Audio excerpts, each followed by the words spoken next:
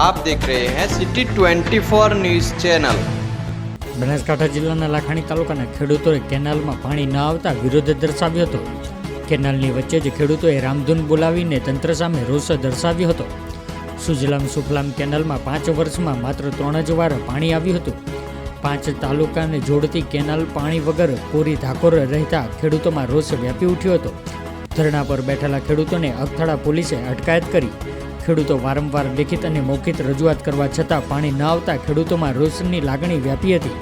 ખેડૂતોના કાર્યક્રમને અગથળા પોલીસે કેનાલ પર જ એક્ટિવ મોટી સંખ્યામાં ખેડૂતોએ વિરોધ નોંધાવીને પાણી કેનાલમાં આપવા માંગ કરી હતી। બાદ